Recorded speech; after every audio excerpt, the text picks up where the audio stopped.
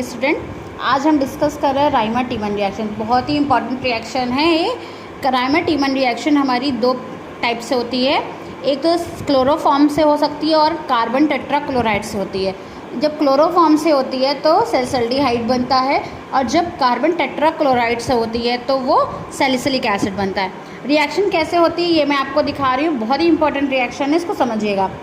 ये फिनॉल ले लिया, क्लोरोफॉर्म का एक Cl हमने ऊपर लिखा हुआ है, ठीक है। इसका एक H, इसके साथ HCl बना रहा है, NaOH की प्रेजेंस में रिएक्शन हो रही है। NaOH भी रिएक्ट करेगा तो ONa बन जाएगा और H2O भी रिमूव हो जाएगा। प्रोडक्ट क्या आया? ONaCHCl2, ठीक है। अब यहाँ से ये बॉन्ड खाली हो गया तो ये CHCl2 जुड़ गया। फिर दोबारा हमने 2NaOH से रिएक्शन कराई तो ये Cl और ये 2NaCl बन गया। अब ये दो Cl हटे तो दो OH यहाँ जुड़ गए, देखिए एक OH और दो OH। अब आपको हम बता दें कि जब एक कार्बन पे दो या दो से ज़्यादा OH होते हैं तो वहाँ से वाटर रिमूव हो जाता है। फिर से सुनेंगे, जब एक कार्बन पर दो या दो से ज़्यादा OH जुड़े होते हैं एक ही कार्बन पर, ये याद रखिएगा, तो वहाँ पर ऑटोमेटिक वाटर रिमूव हो जाता है। तो देखिए यहाँ पे वाटर रिमूव हो गया, क्या बन गया? COH मतलब CHO, ठीक है। और H प्लस से रिएक्शन कराई तो Na की जगह क्या आ गया? H, और ये बन गया सैलिसिल्डिहाइड। इसका दूसरा नाम है ऑर्थो हाइड्रोक्सी बेंजल्डिहाइड, ठीक है। तो ये तो हमारा हो गया क्लोरोफॉर्म से। अब हम कार्बन टेट्राक्लोराइड से कर रहे हैं, सेम वही Cl है, HCl निकला, NaOH से ONa आ गया, यहाँ पे CCl3 हो गया। अब 3NaOH ले लिया, 3NaCl निकल गया, यहाँ पे क्या गया? एक कार्बन पे 3 Cl निकले तो 3 OH जुड़ गए। अभी हमने आपको बताया कि जब दो या दो से ज़्यादा हो जाते हैं तो वहाँ से वाटर रिमूव हो जाता है।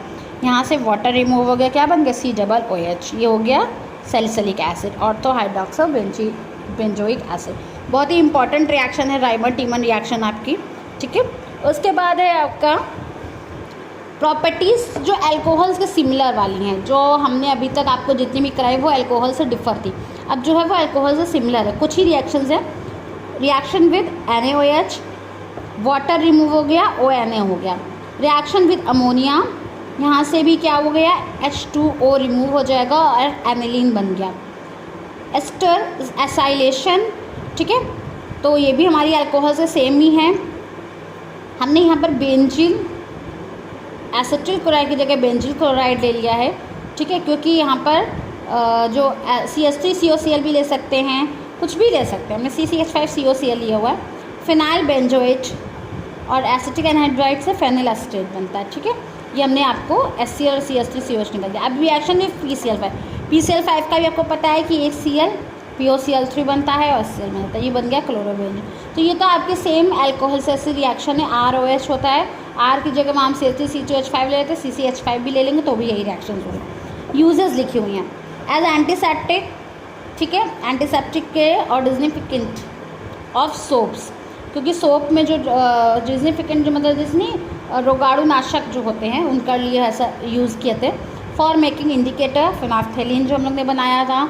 इन द मेकिंग ऑफ बैकेलाइट हमने आपको फॉर्मल्डिहाइड से रिएक्शन करके दिखाई थी। In the making picric acid जो आपका नाइट्रिक एसिड से था, नाइट्रेशन था। In the making of cyclohexanol used as solvent for rubber. अब साइक्लोहेक्सेनॉल की रिएक्शन हमने यहाँ लिख दी है।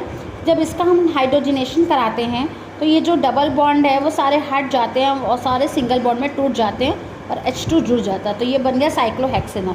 यहाँ पे हमने इसीलिए सर्कल नहीं बनाया, ये हेक्सेनॉल है, ठीक है। इतना हमारा पूरा फिनॉल था, यहाँ से फिनॉल फिनिश होता है। हम थोड़ा सा आपको ईथर के बारे में आज इंट्रोडक्शन दे रहे हैं।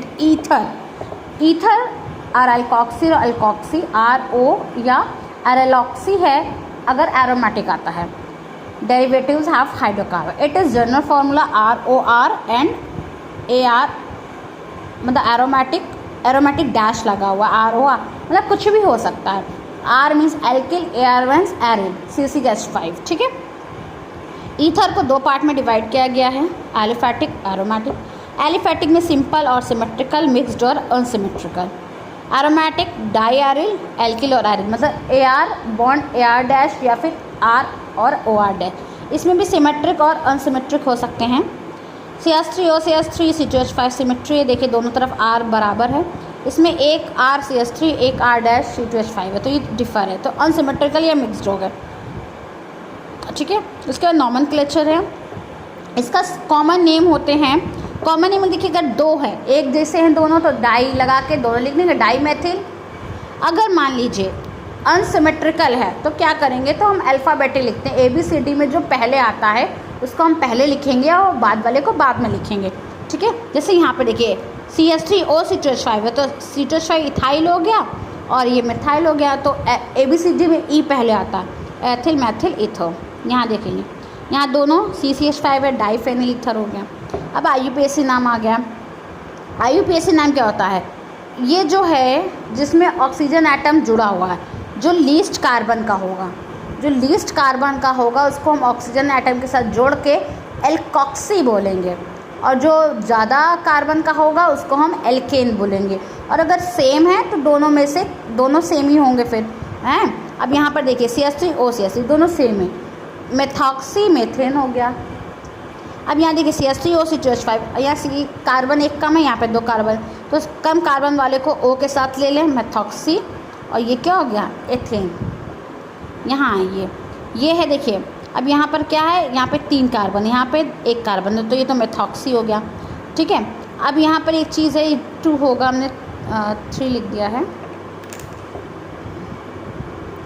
ये हो गया 2-मेथॉक्सी प्रोपेन, ठीक है। तो ये हमारा हो गया, क्योंकि 2 पे क्या जुड़ा, O जुड़ा हुआ है, इसलिए क्या हो गया 2-मेथॉक्सी प्रोपेन, ठीक है। तो ये हमारा इसका IUPAC नेमिंग तक हो गया है। आज इसका इंट्रोडक्शन हो गया है। नेक्स्ट टर्न पे इसकी प्रिपरेशन और प्रॉपर्टीज़ हम पढ़ेंगे।